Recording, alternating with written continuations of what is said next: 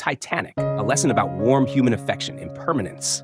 Titanic was once hailed as the unsinkable ship, a symbol of luxury and the pinnacle of technological achievement of its time. Yet, the fate of that ship stands as a lesson in the impermanence of life. Everything can change, and anything can happen, no matter how flawless or meticulous the planning may seem. The one who loves you, your fiancé, or even your spouse can change and fall in love with someone else. The tragedy of Titanic reminds us that no matter one's position, status, or wealth, human beings cannot fully control their destiny. Material possessions and status may create temporary advantages, but they do not guarantee absolute safety. Life is always full of surprises. Philosophy of happiness and freedom. Jack, despite his poverty, lived a life full of passion and joy. He wasn't bound by societal norms or external pressures. In contrast, Rose and her mother, though part of the upper class with their luxurious jewelry, elegant clothing, and high social standing, were constrained by the rigid expectations of their class. Rose's mother pinned all her hopes on her marriage to Cal, viewing it as the only way to secure their family's future. When Jack and Rose first had a private conversation, Jack captivated her with his free-spirited life and optimistic outlook. Rose asked Jack, "Why can't I be like you, heading toward the horizon whenever I please?" However, as a member of the upper class and engaged to Cal, Rose initially rejected Jack because she was still tied to the values, principles, and responsibilities instilled in her from childhood by her aristocratic upbringing. After rejecting Jack's love, during a dinner scene, Rose had to confront the stifling reality of the aristocratic life she was striving to maintain.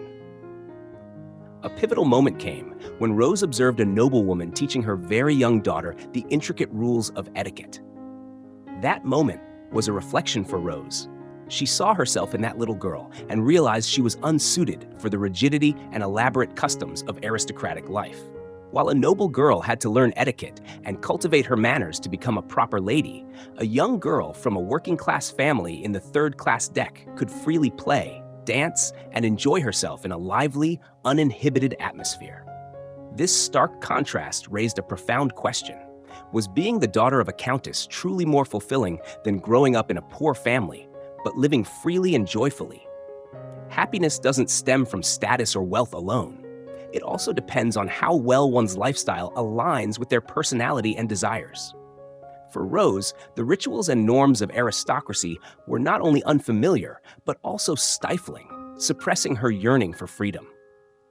This was a turning point that revealed Rose's struggle with the path society had predetermined for her. She understood that if she didn't break free, her life would remain trapped in a cycle of constraints and conventions, devoid of freedom and her own voice. Rose chose to follow Jack, leaving behind her fiancé, abandoning a wedding with 500 noble guests en route to attend, and courageously embracing the life where she truly belonged. When Rose escaped the Titanic tragedy and the control of her family, she saw the Statue of Liberty as a symbol of her future, a life unbound, free to pursue her desires. The Statue of Liberty, an emblem of hope, aspiration, and new beginnings, held special significance for immigrants arriving in America. Through this lens, Titanic conveys a powerful message about happiness and freedom. True happiness doesn't lie in appearances or wealth, but in being authentic, doing what makes one feel complete and liberated. Freedom doesn't equate to recklessness or irresponsibility. Rose, while longing for freedom, still maintained principles to ensure her safety and control over her life. She once questioned Mr. Andrews, the Titanic's designer, about why there weren't enough lifeboats for all passengers. This demonstrated that she didn't fully surrender to her emotions, but always considered the consequences. Jack, too, lived freely but with discipline and seriousness. When working, particularly while sketching, he displayed intense focus, becoming a different person. Rose, accustomed to his cheerful, easygoing demeanor, was struck by his seriousness, commenting, "You're so serious," while he worked. Later, in her old age, Rose fondly recalled, Jack was very professional. This highlights that while loving freedom, Jack respected and devoted himself wholeheartedly to his craft. With these qualities, if he had chosen to focus on his career after gaining sufficient experience, he could undoubtedly have achieved great success. In addition to his dedication to work, Jack was also sensitive and empathetic toward others' feelings. During the moment he switched dance partners from little Cora to Rose, Jack tactfully praised Cora, telling her she was still his best dance partner. This compliment, both delicate and thoughtful, demonstrated Jack's ability to live freely while showing respect and care for others' emotions, regardless of their age or social class. Even amidst the chaos of escaping the sinking ship, Jack and Rose selflessly saved a crying baby, showing no discrimination based on wealth or status and treating everyone with genuine compassion. This stood in stark contrast to Cal, who valued only those who served his interests. Though he had no affection for children, Cal used a crying baby as a tool to secure a spot on a lifeboat when Titanic was sinking. Cal's actions stemmed from selfishness, exploiting others to achieve his goals. The same act of saving a baby highlighted opposing motivations. Jack and Rose acted out of sacrifice and a desire to help, while Cal's actions were driven by selfishness and manipulation. Jack was kind-hearted, intelligent, and always calm in the face of challenges. Rose felt lost and alienated in endless luxurious parties. Her face was lifeless, but no one cared or noticed, not even her mother. When she reached a breaking point and ran outside in despair, Jack was the only one who followed her, seeking to help. Despite being poor and homeless, he was rich in compassion and warmth. When Jack saw Rose contemplating suicide, his tone remained calm and steady. Even when she forbade him from stepping closer, he cleverly used the excuse of tossing away his cigarette to inch nearer to her. Jack reassured Rose by saying, "If you jump, I'll jump too." This made Rose realize that even if she wanted to die, she couldn't because Jack would follow her to save her. Jack further demonstrated his determination by removing his jacket and shoes, showing that he was ready to act. Jack told Rose that he was terrified of the cold. If Rose were a kind person, this would appeal to her compassion, as a good person wouldn't let someone else jump into the freezing water because of her. Using his artistic soul and creativity, Jack vividly described the experience of jumping into the water. It would feel like 1,000 knives stabbing all over the body, making it impossible to breathe and causing unbearable pain. Jack then removed another layer of clothing, stating that he had no desire to jump into the icy water, but was determined to do so if Rose decided to jump. Finally, Jack appealed to Rose to change her mind, framing it as a way to save him from this trap. In that moment, the motivation for Rose to reconsider shifted from saving herself to saving Jack. Jack demonstrated his resolve by removing his jacket and shoes, asserting his personal autonomy. Yet, he left the ultimate decision to Rose, respecting her autonomy as well. He extended his hand and gently asked her to change her mind without any tone of coercion. In the end, Rose, moved by Jack's kindness and intelligence, handed him her hand and abandoned her suicidal intentions. As Rose climbed back over the ship's railing, she slipped and almost fell into the ocean, but Jack held onto her hand, preventing the fall. Rose, terrified and panicked, screamed, but Jack remained remarkably calm.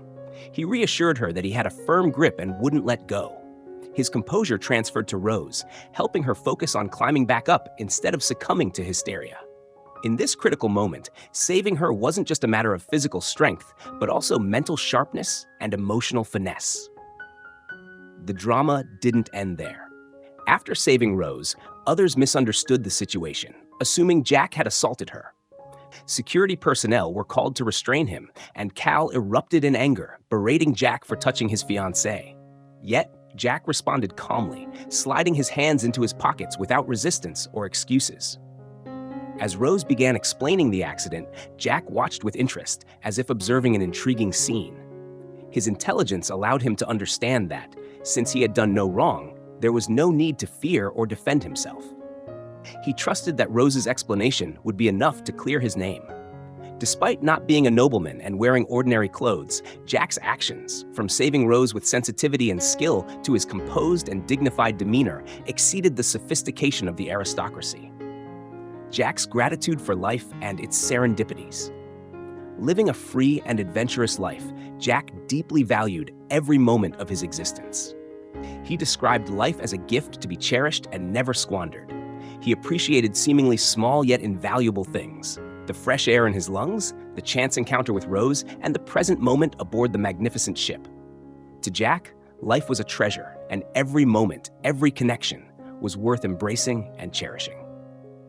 Jack's story teaches us that we never know what tomorrow holds, as life is impermanent. Therefore, we should cherish, enjoy, and live fully in the present. His statement, "Right now, my address is the Titanic.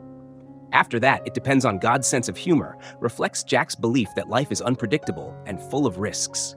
He was ready to adapt to whatever came his way, good or bad. Even when he was freezing to death, Jack told Rose he had no regrets about boarding the Titanic or meeting her. He expressed gratitude for the connection they had. In contrast, Cal, outwardly a wealthy aristocrat, was inwardly impoverished in morals and character. Gratitude is a fundamental virtue, yet Cal completely lacked it. Even toward Jack, who had just saved his fiancée's life, Cal's behavior was disdainful. Another gentleman had to subtly remind Cal to thank Jack properly. Instead, Cal dismissed Jack with a patronizing gesture, instructing his manager to give Jack $20 as if it were charity. To Cal, anyone outside his social class, even a benefactor, was inferior and unworthy of respect. Cal's ingratitude and duplicity became more apparent when he invited Jack to a high society dinner. While the invitation seemed gracious, it was driven by a desire to mock Jack's poverty. When Rose objected to Cal's treatment of Jack, questioning whether $20 was the price for saving her lover's life, Cal quickly adapted his strategy. He publicly extended the invitation, but his true intention was to humiliate Jack. For Rose, someone Cal sought to woo because he deemed her valuable, he presented an expensive diamond with grandiose words. "There's nothing I wouldn't give you, nothing I'd deny you if you wouldn't deny me. Open your heart." Yet his words felt transactional, like a bargain, leaving Rose feeling pressured rather than joyful. To Cal, money was the solution to everything, whether offering $20 to repay Jack, using the diamond to buy Rose's affection, or purchasing a lifeboat seat during the Titanic's sinking. When things didn't go his way, Cal resorted to violence, even attempting to harm both Rose and Jack in a fit of "if I can't have it, no one can" rage. Jack, in contrast, though poor with only $13 in his pocket, was rich in kindness, generosity, and love. He cared deeply for others and embodied a free spirit. The value of a person encompasses both external and internal qualities. Initially, Rose chose Cal for his external attributes, but she later realized that Jack's inner qualities were what truly brought her happiness. Her joy didn't come from the diamond Cal gave her, but from the simple, heartfelt moments shared with Jack. Titanic reminds us that true wealth lies in a heart capable of love, freedom, and gratitude. It's about treasuring every moment with those we care about. We cannot give what we don't have. If we lack something, we give from that lack. Gratitude helps us focus on what we already possess. Recognizing our blessings reveals how full, rich, and fortunate we are, especially compared to those who may be bedridden or living with disabilities. When someone is full of abundance, they can radiate happiness and richness to those around them. Jack, though poor in material wealth, became a source of inspiration and light for Rose, a young aristocratic lady trapped in the constraints of her class and societal expectations. Jack does not live to please others. When invited to a high society dinner, Jack did not hesitate. He casually asked for a cigarette from Cal's servant and even tucked an extra one behind his ear, a natural act without a hint of insecurity. When a noblewoman warned him that he was walking into a snake pit, Jack nonchalantly continued on his way. At the dinner, Jack extended his hand for a handshake, but Cal intentionally ignored him, refusing to acknowledge his gesture. This action not only showed Cal's lack of etiquette, but also highlighted his deeply ingrained class prejudice. Yet Jack was unfazed. His face remained calm, devoid of any sign of hurt or resentment. This was not an act of suppressing emotions, but a reflection of Jack's inherent way of living. Jack did not seek to retaliate or prove his worth. To him, his value did not depend on others' recognition. Regardless of Cal's attitude, it did not affect Jack's emotions or his enjoyment of the grand dinner. This is a powerful example of a life philosophy centered on internal freedom and emotional autonomy. Human relationships are fleeting, and we cannot control how others treat us. If we expect our good deeds to always be met with gratitude or respect, disappointment is inevitable. If we fall into the mindset of doing good only to be wronged, we risk becoming victims, feeling small and letting others' behavior manipulate our emotions. But Jack refused to be a victim. He chose to be the master of his feelings. Despite being looked down upon or mocked, Jack remained confident and never saw himself as inferior to anyone. When Rose's mother sarcastically commented on the living conditions in third-class cabins, Jack humorously replied, "They're excellent, ma'am. Hardly any rats." This remark drew laughter from the crowd. To the aristocrats, third-class cabins were considered shabby and overcrowded. Yet Jack cleverly turned this derision into a witty and light-hearted observation. The joke not only showcased Jack's quick wit and intelligence, but also reflected his confidence and optimism. He did not feel ashamed of his circumstances, but instead chose to view life through a positive and creative lens. The detail, "Each person has nearly a dozen spoons and forks to eat with," highlights the complexity and meticulousness of the dining etiquette among the upper class. This strict standard is used by the elite to display their status and manners. In 1912, the year Titanic operated, caviar was already a luxury dish, primarily reserved for the wealthy and a symbol of extravagance. Jack's dislike for caviar, when paired with other sophisticated dishes, shows he is accustomed to a simple lifestyle and rustic foods. This further emphasizes how Jack does not belong to Cal's world of wealth. Jack's way of eating, holding bread with his hands, asking for more wine, and his relaxed, casual demeanor clearly reflects his genuine, confident personality and free-spirited way of life. He does not change to fit in, but simply stays true to himself. These actions mirror Jack's philosophy of life: live fully, enjoy the present, and cherish every moment. At the same time, they serve as an intriguing contrast to the upper-class world in which Rose is trapped. When Jack tosses a matchbox to Cal, this action demonstrates his confidence and defiance of Cal's so-called power and status. This could make Cal feel uncomfortable, even though he does not react immediately. Cal is accustomed to being treated with respect by everyone. Jack, however, does not feel the need to do anything special or formal for Cal.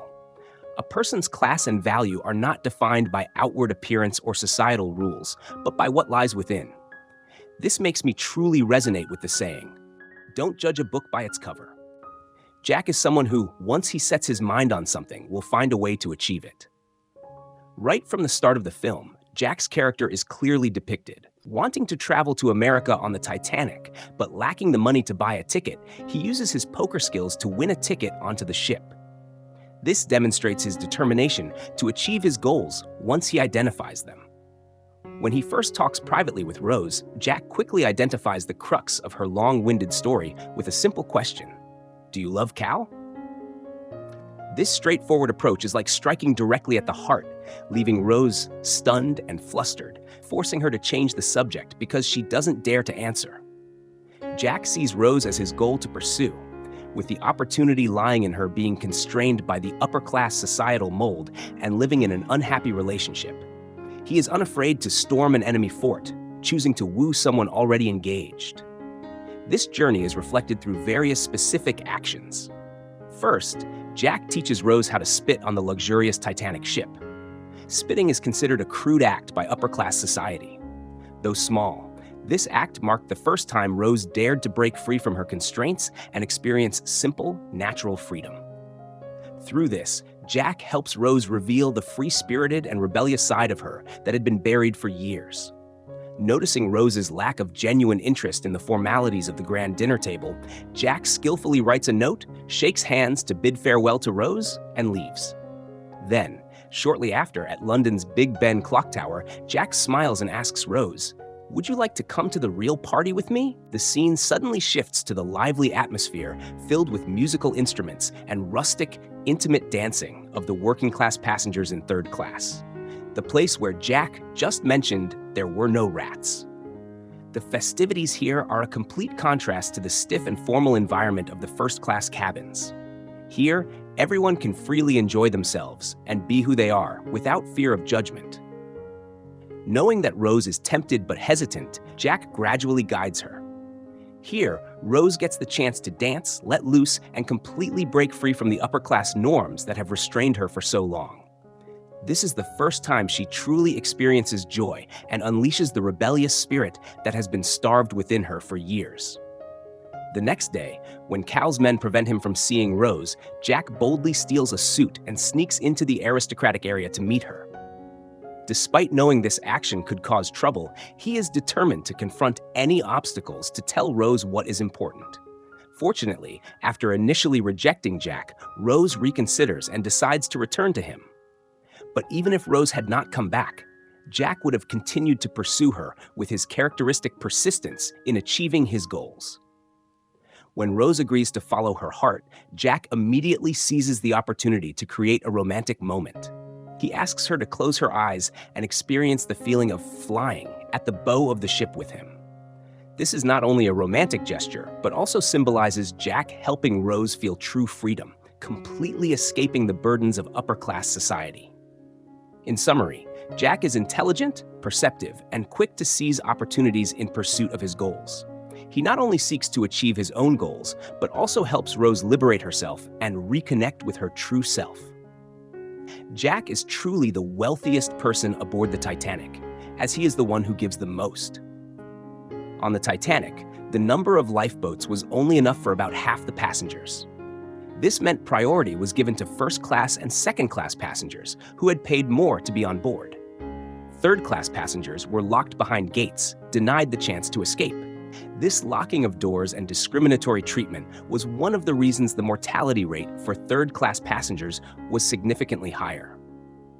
It also became a symbol of social injustice and the cruelty of the class system of that era, adding emotional weight to Titanic's tragic story. While trying to find a way out as the ship was sinking, Jack and Rose were trapped with the third-class passengers. The guard stood blocking the way, threatening them and refusing to let them pass. Jack lost his temper and swore.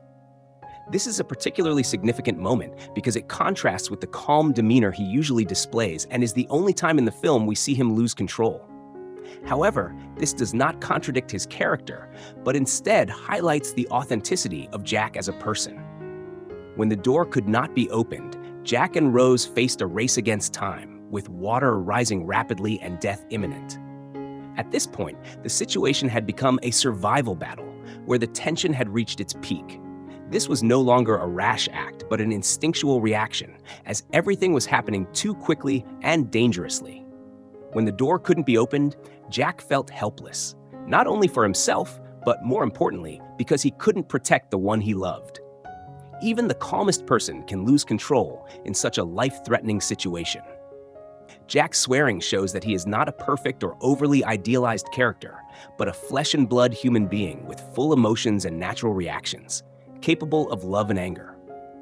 This moment further highlights Jack's effort and determination as he quickly regains composure and finds a way to use a chair to break the door.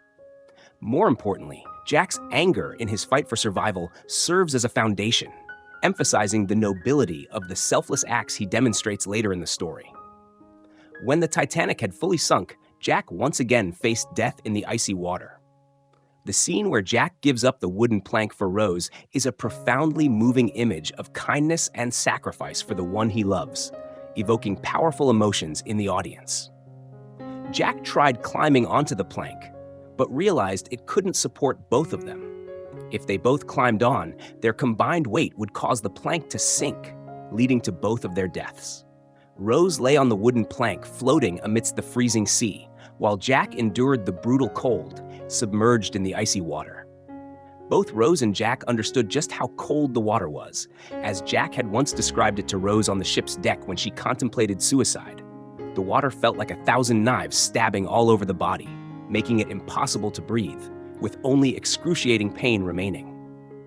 Jack, who had once acted instinctively, losing his temper and cursing uncontrollably when trapped at the door, now faced the freezing water.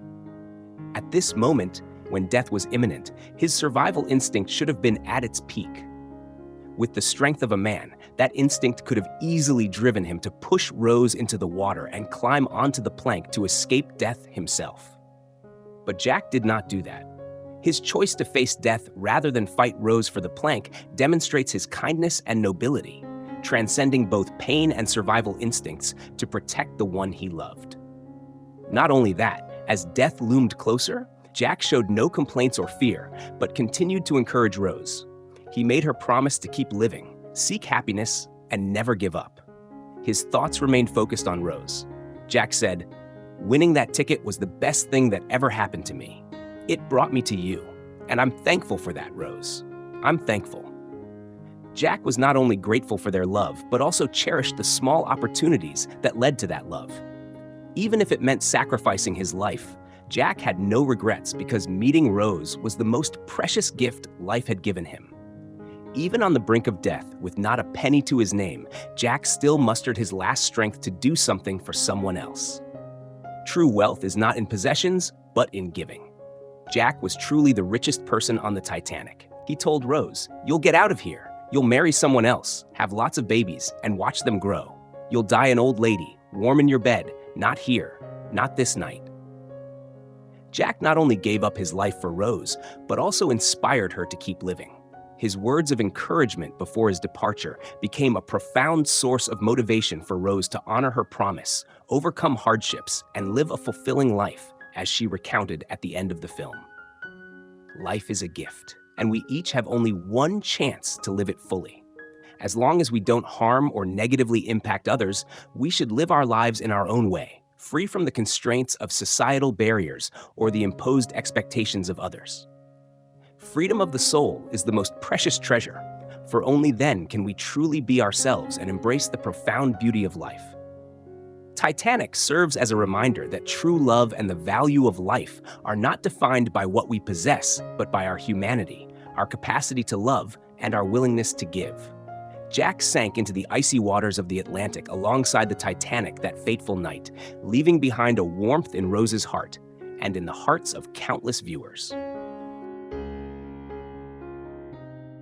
Thank you for listening on Ice Age. It's a pleasure to share life experiences with you.